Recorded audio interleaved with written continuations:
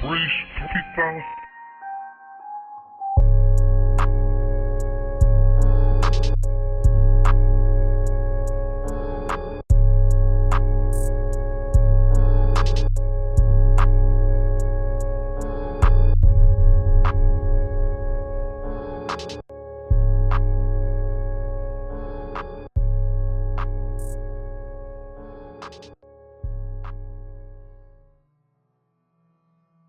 Wow.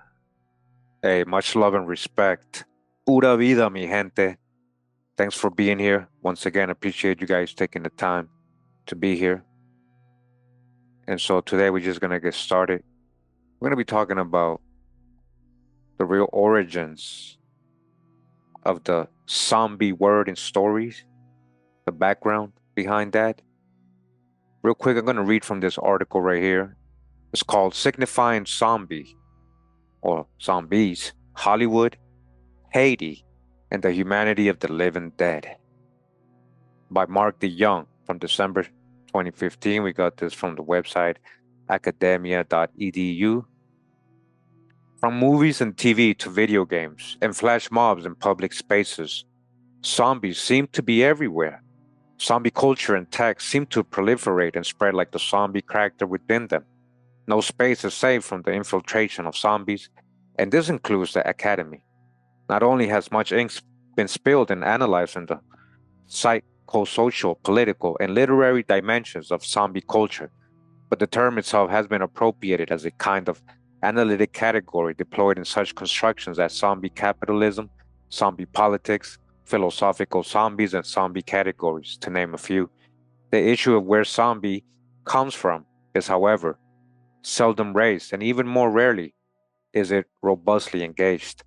Scholars of zombie culture tend to argue that the zombie figure is a blank slate, in large part because it comes from Haitian folklore and lacks an established European literary tradition. This assumption, as I demonstrate in this paper, is enabled by persistent patterns of Euro-American representation and discourse, both popular and academic, about Haitians, what I am calling zombie significations, in parentheses. Perhaps these trends also account for the fact that the existence of a Haitian literary tradition and the prevalent use of zombies as characters, symbols, and plot devices within it has never even been mentioned, much less rigorously analyzed within this body of scholarship. Perhaps Frank Etienne, who put his own words on the lips of his zombie, whose voice was lost in the silence. But what exactly do Haitian sources and uses of the zombie have to do with their appropriation and proliferation by Euro-American culture? And what can this tell us about the human? All right, pretty good question they got, right? A little further down, it says here, part one, zombie significations, Haiti as land of the living dead. It says Act 1, preoccupation. Haitians have been depicted as cannibals by Americans and Europeans from the moment they successfully overthrew the French slave regime of Saint-Domingue in 1804. In fact, the cultural contact that enabled these significations took place 3 centuries earlier when Columbus landed on the very same island and suggested its indigenous people, too, were savage cannibals, all right? It's been going on for a long time, right? Who were they calling cannibals? The Indians, right? Columbus was talking about the Indians, right? So who were they probably still calling cannibals in the 1800s during this slave regime, this slave revolt in Haiti? Huh? What did Dessalines say? His army was composed, the army of the Incas, huh? He called them the army of the Incas. That's what he called them. But I'm sure they had black Europeans in there too, all right? Just like Dessalines. Most likely had black French European ancestry as well as maybe indigenous American, okay? Most likely. We should soon find out for sure eventually. But as you see, they were calling people, right, Indians, cannibals in this island since they got here, right?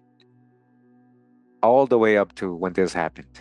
When the US Marines occupied Haiti from 1915 1934, allowing American corporations to take control of the lucrative sugar industry.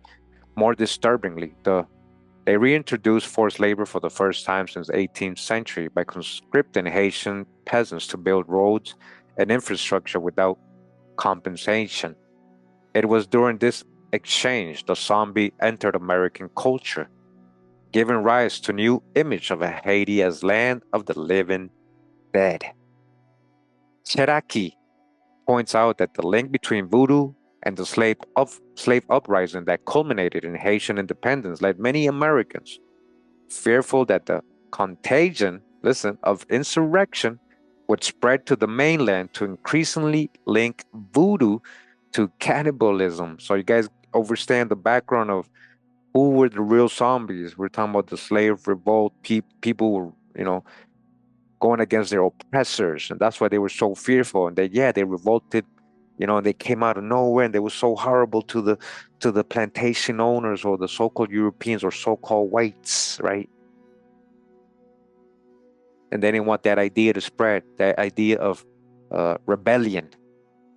So they put that in movies of zombies, like the spread of the disease of them turning into zombies, but it was the spread of uh, the pursuit of freedom. She cites David Bryan Davis, who argued that the spread of slave emancipation would collapse the American economic order and lead to indiscriminate massacre of white populations. An image that fit with concurrent depictions of the supposedly savage brutality with which Haitians conducted their revolution. The international community responded to this threat of contagion with a strategy of containment. As Key puts it, trade embargoes and the lack of international recognition effectively sealed Haiti off from the rest of the world. This caricature of voodoo, cannibalism, superstition signified Haitians according to white fantasies. They were pathological, self-destructive people, incapable of self-rule. They needed to be contained, saved and civilized by the white West. Such images were used to justify American and international policies that parasitically undermined Haitian sovereignty from the beginning. The exorbitant reparations demanded by the French after independence, the neo-colonial occupation by the US to control economic production, numerous American and UN military interventions to depose or reinstate various presidents and or dictators, and the seemingly endless humanitarian presence in the wake of epidemics, hurricanes, and earthquakes, huh? And how many of those are man-made? Yeah. From its inception as a nation, Haiti has been configured as a negative signifier of blackness as such, blackness in its most unrestrained and potentially dangerous form, which can all too easily spread to contaminate the American mainland. That's what they're worried of. Oh no, the zombies, the so-called blacks. Yeah. A little further down in this article, it says here Act 2, Diseases, Disasters, and the Dead. Consensus has it that the era of the contemporary zombie film was inaugurated by George Romero's 1968 cult classic, Night of the Living Dead. A film about cannibalistic ghouls ambling across rural Pennsylvania, Night introduces nearly all of the significant narratives and aesthetic features by which today's zombie films are recognizable despite never explicitly using the word zombie. Though virtually never described in continuity with early films like White Zombie, I would argue that it does not make as drastic a break from the past as is often assumed. Why else would an unsolicited association with zombies have been made so quickly and adopted so widely by viewers and critics of the film? Why? To be sure, Knight's indulgently gory depiction of cannibalisms on screen marks a drastic aesthetic shift from the early days of horror cinema. It also harkens back to the voyeuristic impulses that led Seabrook to seek out, participate in, and vicariously indulge the public in racially authentic cannibalism rituals.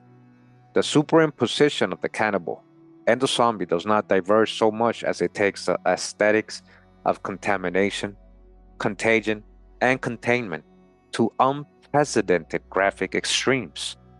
Narratively, the idea of the ghoul's refusal, to be contained or restrained in their stubborn insistence on rising up from their consignment to death, refusing their rightful place at the bottom, listen, literally underground, and ultimately toppling the social order, is also strikingly similar to David Bryan Davis' argument about the perceived contagion of Haitian slave rebellion spreading to undermine the order of white American society through indiscriminate killing.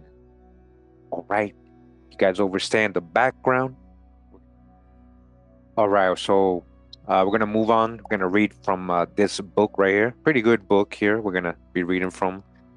We're gonna read a little segment from this book regarding today's topic, right, on zombies. The book is called Haiti, History, and the Gods by Joan Dayan. Make sure to get the book if you like it. Support the author. Again, this is for fair use, criticism, education. Again, Haiti, History, and the Gods by Joanne Dayan. And I'm going to belly flop to page 36 of this book. And it says here, the Iwa, most often invoked by today's voodoo practitioners, do not go back to Africa. Again, do not go back to Africa. All right?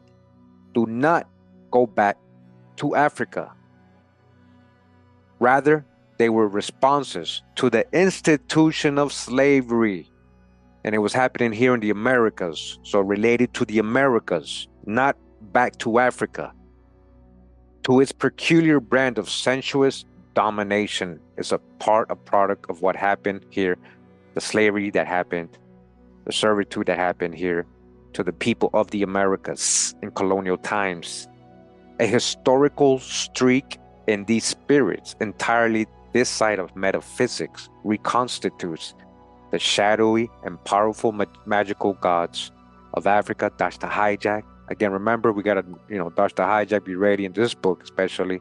It is very Pan-Africanism. They're saying all black folks are from Africa, all the slaves were African, so this is what they're saying.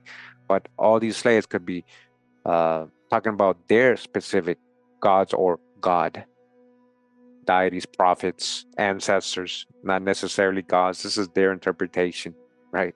As everyday responses to the white master's arbitrary power. Driven underground, they survived and constituted a counter-world to white suppression. It is hardly surprising that when black deeds and national heroic action contested this mastery, something new would be added to the older traditions. The dispossession accomplished by slavery became the model for possession and voodoo, for making a man not into a thing but into a spirit.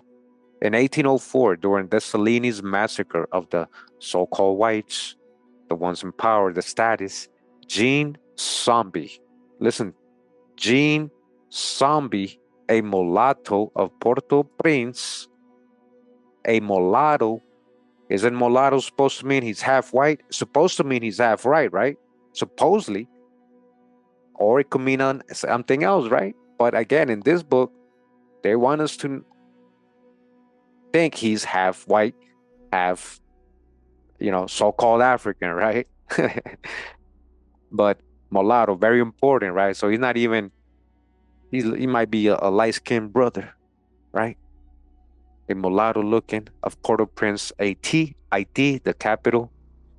So Jean Zombi, huh? This guy, Jean Zombi, earned a reputation for brutality, known to be one of the fiercest slaughterers. Madu described his vile face. Listen, red hair. He's a mulatto and has red hair.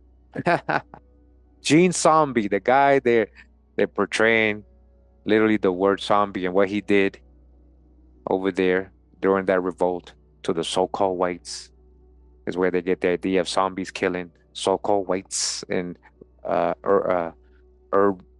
suburban neighborhoods. So this mulatto with red hair, huh? He's a red hair, huh? He would leave his house wild with fury, stop a white, then strip him naked. In Madiu's words, he led him then to the steps of the government palace and thrust a dagger in his chest. This gesture horrified all the spectators, including Dessalines, Gene Zombie was also mentioned by Henoch Huilot as one of the tacos who had earlier threatened the Salinis in Playossons. They're trying to say tacos are all Africans slaves too. So we'll get Dutch the hijack with that. We'll get to that eventually. We'll break all that down, guys. If you don't know who I'm talking about right now, the Salinis or tacos or this whole story in Haiti, we will get to the specifics. All right. I'm just, talking about the origin of zombie, the whole story behind it today. Okay. So he was supposed to be a tacos. He actually said, why do I have to listen to you? You're one of them. He literally told the Salinis that. I'm gonna show you guys. You're white like them. He told the Salinis that. So that's what I'm trying to tell you guys. Are they really talking about complexion or status? Because he's a mulatto with red hair. He might be considered white. He might pass for white. You don't know. Gene Zombie might pass for white. So, variously reconstituted and adaptable to varying events, Zombie crystallizes the crossing not only of spirit and man in voodoo practices, but the intertwining of black and yellow. Black and yellow, huh? He's a yellow, huh? He's mulatto, red hair, black and yellow. Or Negro and Creole. Or just dark-skinned Creoles. Like, what is this African? That's the hijack. I don't mean nothing. They're just talking about dark complexion and Creole and the struggle for independence. And whenever there's a Creole, there's some type of indigenous somewhere in there.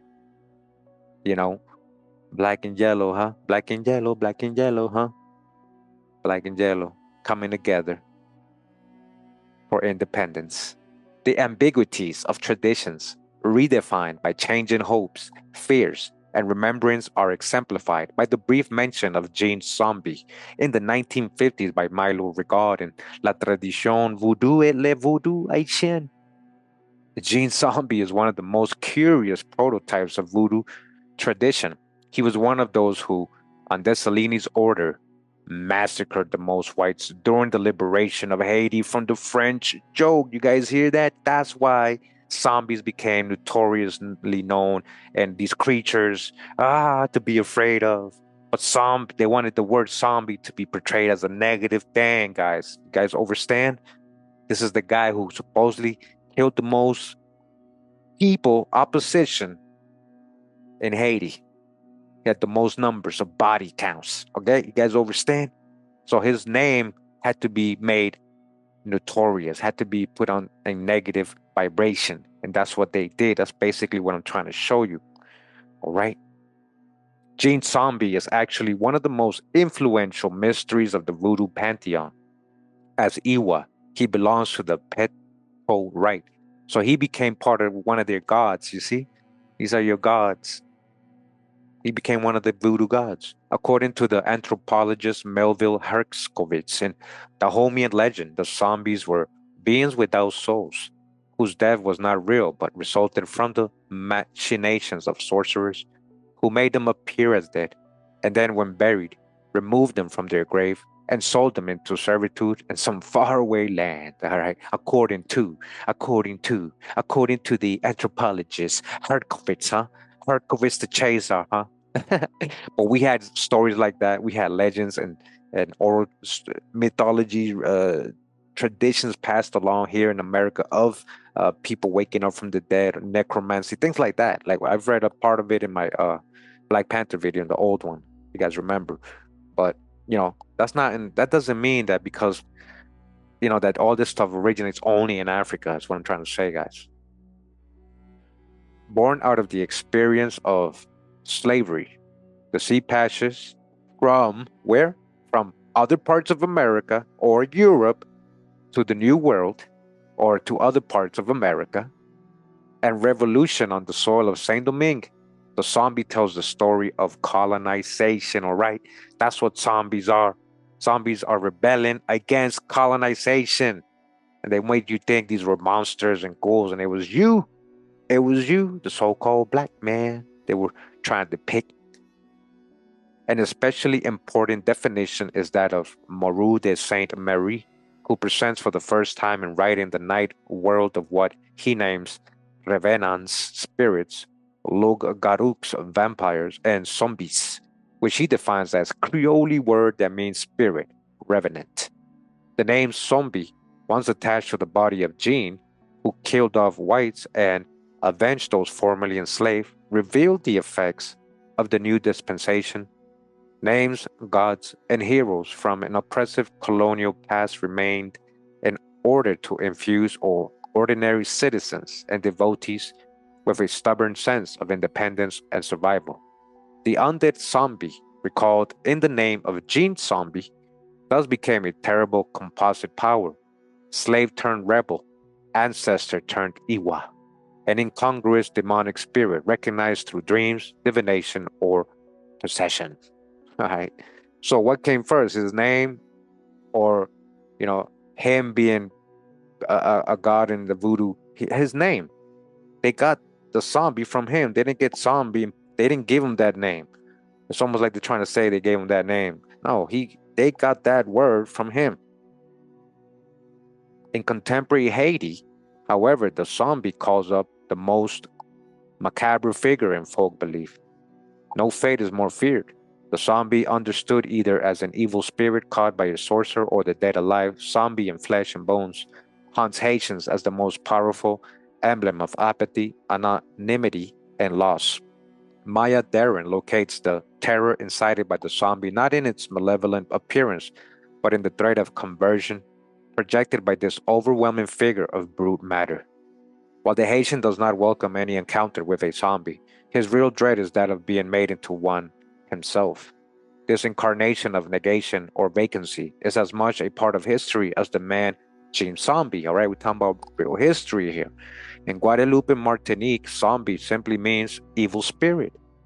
But in Haiti, the zombie undergoes a double incarnation, meaning both spirit and, more specifically, the animated dead, a body without mind, or as the Jamaican novelist Erna Brodber in her recent Mile has so aptly put it, flesh that takes directions from someone. The phantasm of the zombie. So listen to that, flesh that takes directions. That's what her definition of zombie is. Literally somebody being controlled. Like many people in the world are like zombies. I be saying that a lot. Like we living like zombies, just walking around, the living dead, huh? Being controlled, told what to do, what to eat, what to think, what to believe, what to wear, what is real, what is not. Being controlled, a soulless, what was it? Flesh, a human with flesh that takes directions from someone. The phantasm of the zombie, a soulless husk deprived of freedom. That's what it is. A soulless husk deprived of freedom is the ultimate sign of loss and dispossession. Your so-called slaves were like zombies. They take directions from someone, right?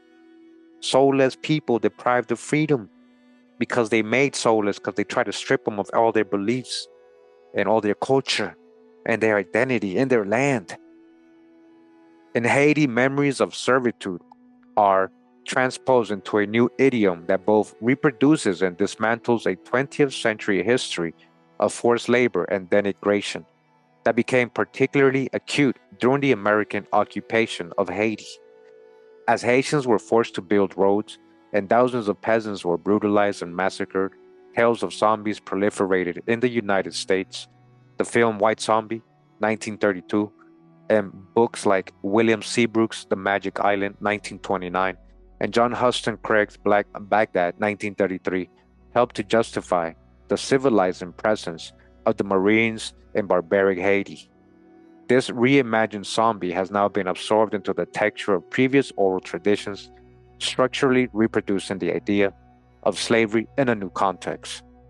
As Iwa, then, Gene Zombie embodies dead whites and blacks, all right? Dead whites and black whites. He also embodies whites. Listen, staging again for those who serve him the sacrificial scene, the ritual of consecration that makes him God. So now he became a god. In this marvel of ambivalence, the zombie is also consumed by the dead who continue to undergo zombification.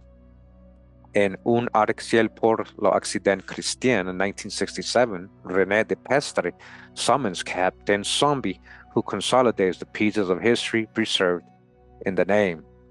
I am teeming with corpses, teeming with death rattles. I am a tide of wounds. of cries of pus of blood clots. I graze on the pastures of the millions of my dead. I am shepherd of terror. Oh, ha, ha, ha. This article, it says here, Atlantic Studies, Global Currents, Figures of Terror, the Zombie, and the Haitian Revolution.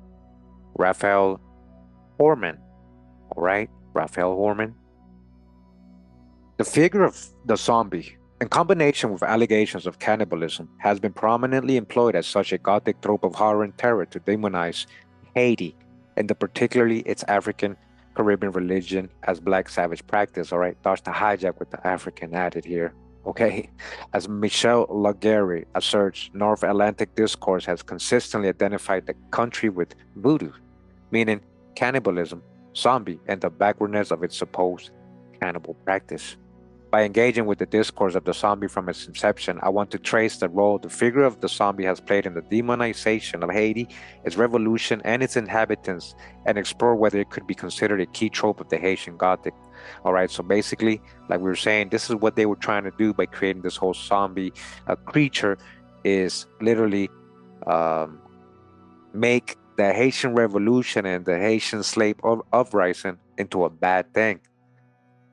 So understanding the continuing racist demonization of Haiti and North Atlantic discourse as the manifestation of blackness in its worst form requires going back to Haiti's revolutionary origins. By claiming independence in 1804, the founding of the post-colonial state of Haiti as a black republic challenged the British, French, and Spanish colonial empires in the Caribbean and in America, and also white supremacy in general, or the white status. Its 1805 constitution contained not only an attack on slavery and colonialism, as it abolished slavery in perpetuity and prohibited any non-Haitians from holding property. But crucially, it further stipulated in Article 14 that from now on, the Haitians are only known by the generic denomination of blacks. Oh, you guys hear that? Now you're just so-called blacks. You just lost your rights, your identity, your everything. Everything. Now you're just a crayon color. While the article's immediate goal probably was to heal the bitter rift between black and mixed race Haitians, the former slaves and the former free people of color, it marks one of the first positive affirmations of black as a political rather than pseudo-biologically category. As such, it threw down the gauntlet to the dominant race's North Atlantic discourse that portrayed blackness as the epitome of negativity, savagery, and bestiality. While the slaves in what was the most profitable colony in the Caribbean, Saint Domingue, liberated themselves, the figure of the zombie seems to re-enslave the Haitians. The zombie can thus be seen as an important trope closely associated with slavery within the Haitian Gothic. While William Seabrook's 1929 sensational travelogue is one of the first Anglophone texts to explicitly refer to zombie as a slave, listen, the zombie as a forced laborer is also found shortly afterwards in Melville Herksovit's ethnological field study and Sora Neely's Hurston's folklore study. It included, as she claimed, the first ever photograph of a zombie. Listen to this, a blurred close-up of a black woman. All right, you see this? How zombie has a racial origin, possibly mentally ill, they're saying, in rag clothes with her eyes closed, entitled Felicia Felix Mentor, the zombie. All right, you hear that? The zombie embodies the slave, utter, utter alienation, their total lack of freedom, and the loss of all their rights. As a zombie, only a shell of the person remains. Joan Diane argues the phantasms of the zombie, a soulless husk deprived of freedom, is the ultimate sign of loss and dispossession. Okay? Much earlier, the Swiss American ethnologist Alfred Mitrox argued that a zombie's life is seen in the terms that echo the harsh existence of a slave. In Saint Domingue, before the revolution, the Haitian author René Depestre does not only equate colonization to a process of man's general zombification, but he also identifies slavery as the origin of the zombie myth. All right? Slavery, American slavery, not nothing to do with Africa. Both zombies and slaves are robbed of their spirit and reason. They are reduced to their labor, power alone. However pertinent the analogy, slave, zombie may seem, it has its shortcomings. For enslaved persons, unlike most zombies, possess a consciousness and a will of their own, even if they are forcefully oppressed. These faculties are further the preconditions for slave resistance, ubiquitous in all New World slave regimes. It stretched from everyday low level resistance to a full scale slave revolt. All right, so for the dismount, before I go, I just wanted to show this. I thought this was interesting. Part of the etymology of zombie, right? Well, we're going to read all of it here first, just to break it down. So it says in etymonline.com or etymologyonline.com, it says here zombie, also zombie or jumbi, 1788. That's not very old, right? It says possibly representing two separate words, possibly. They don't know. One relating to the dead. Okay, we got that, right? Why? Based on Gene Zombie. So, and the other two authority figures. And he did become a god. So, okay, both to him. But if so, historically, these were not kept distinct in English speaking usage. The oldest attested sense in English is spirits of dead wicked men that torment the living. Okay, again, that goes back to Gene Zombie and the slavery revolt, Haitian Revolution. The sense of reanimated corpse is by 1929, introduced in the work of William Seabrook, who observed this sense as uniquely Haitian concept. Haitian in America, right? Remember, the other book just told us it doesn't go back to Africa. Now, it says here the word usually is said to be of West African origin. Said. Who says? Where's the source? Show me the origin. Compare Kigongo Zumbi to fetish, meaning fetish? That doesn't make sense. Why? And the Jumbi ghost? Maybe, but then now you're reaching. A sense, a slow-witted person is recorded from 1936. Now we can pick and choose a lot of probably words, indigenous words from the Americas that probably sound like zombie, and then start interpreting and conjecturing as well. It probably means this, it probably means that. It also is attested now. Listen to this part. This is why I wanted to show you guys. It also is attested from 1819 as the title for a chief in an Afro-Brazilian context. You mean a black Brazilian context, huh? Afro, they know what Africans? In a Brazilian context, huh? It means chief, zombie. So when they're saying Gene Zombie, are they really saying Chief Gene? Right? Cacique Gene, Chief Gene? Is that really what they're saying? Think about that. Was he a chief? Did Dessalines have chiefs as his top soldiers? He did call his army the army of the Incas, didn't he, in the Haitian Declaration of Independence? Huh?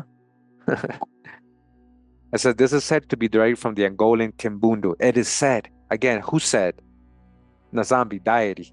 The meaning which is attested by 1910 that of deity is by 1921 Grand Zombie as the name of a deity in voodoo practices is in English by 1904. All right, but interesting, huh? As a title for a chief, huh? Chief Gene Zombie, huh? Where the word zombie comes from. All right, we're gonna end it right there. Again, I hope you understand the basic background and story behind the word zombie, what it really means when they're portraying these creatures, right? These non-living entities killing people. It was really about the slaves revolting against their oppressive masters, and they didn't want that to spread, that idea, and they wanted to demonize that whole uprising and idea and people in it, and that's what they did by creating the whole Hollywood zombie horror topic subject, all right, idea. I hope you enjoyed today's reading and you see the origin of another thing here. Again, everything has an origin. We're going to keep digging through history and find out the details and specifics, okay? Hope you enjoyed it. Again, thanks for taking the time to be here once again. Appreciate all my supporters, all my Patreons, new channel members. Appreciate you guys, all my moderators also, and my longtime followers. Thank you very much. Much love and respect. Pura vida, mi gente. Wow.